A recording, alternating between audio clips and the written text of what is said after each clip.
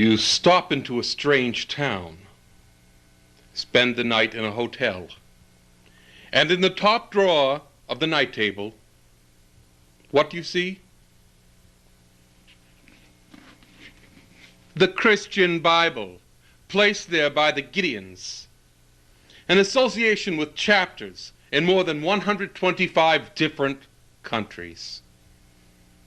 Now, just who was this Gideon fellow? One would assume that he was a person of exemplary character and great worth to have a worldwide society named after him. Here are some of Gideon's accomplishments. Gideon slaughtered thousands in battle by plotting with the Lord to use treachery.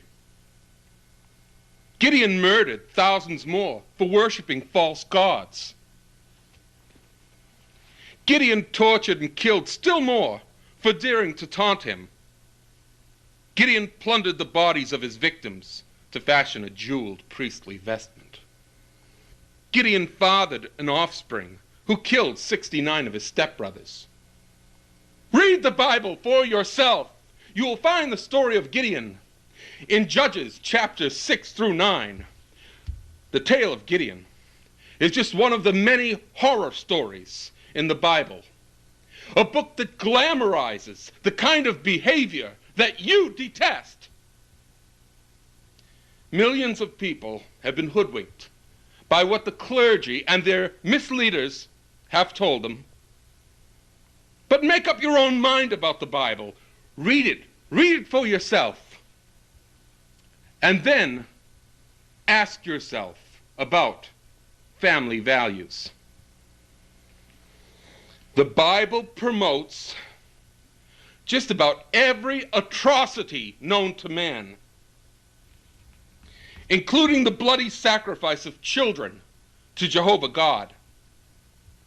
Is this the legacy you wish to leave your children and grandchildren?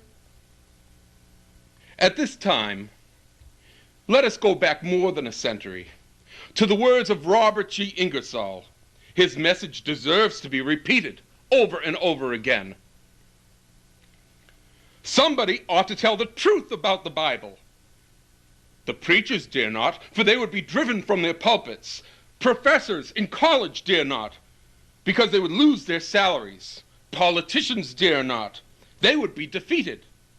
Editors dare not. They would lose subscribers. Merchants dare not, because they might lose customers. Men of fashion dare not, fearing they would lose caste.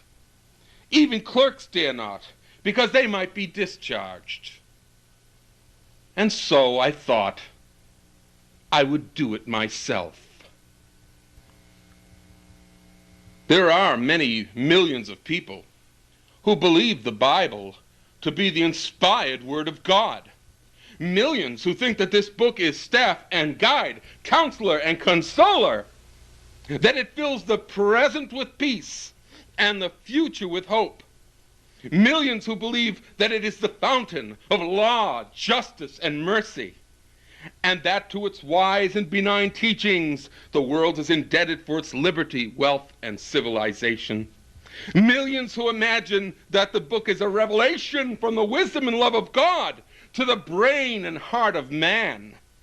Millions who regard this book as a torch that conquers the darkness of death and pours its radiance on another world, a world without a tear.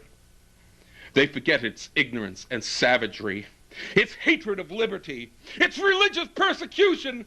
They remember heaven, but they forget the dungeon of eternal pain.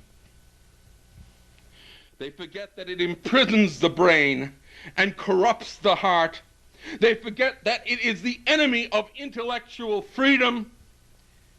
I attack this book because it is the enemy of human liberty, the greatest obstruction across the highway of human progress. Let us free ourselves from the tyranny of a book, from the slavery of dead ignorance, and from the aristocracy of the air.